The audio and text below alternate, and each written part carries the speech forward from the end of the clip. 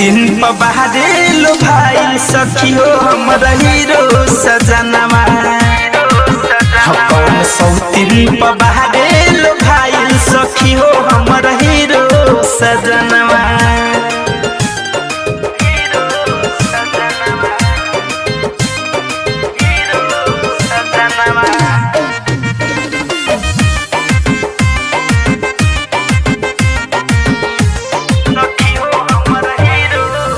केतनो सिंगार करके हम झमकाई तब पलट के ना देखे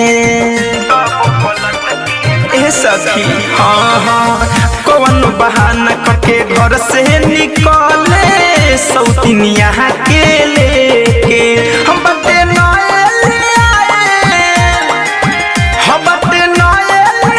सखी भर गोर के पायल कबो लहती तकिन के देवेला कंगनवा।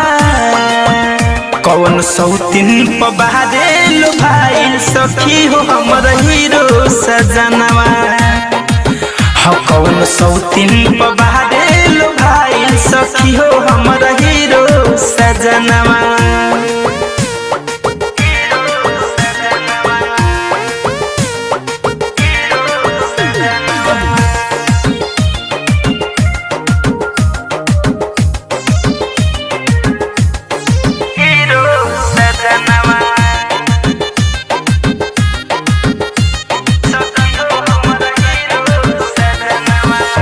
बटे हमर फायदा उहे उठावे देख के करे जावा फाटे।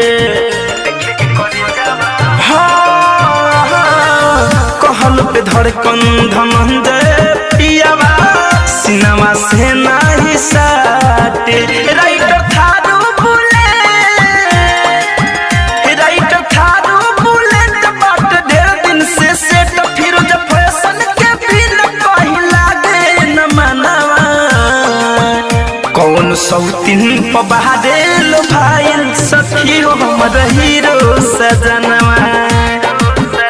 कौन सौतीन पबारे लो भाई सखी हो हमर हीरो सजनवा। हमरा लागल बाबा त कहीं जुड़ल बात ना त ओ करे से माता लेवे हमर रोवे खजनवा। कौन सौतीन पबारे लो भाई सखी हो हमरा हीरो सजनवा। कौन सौतीन पबारे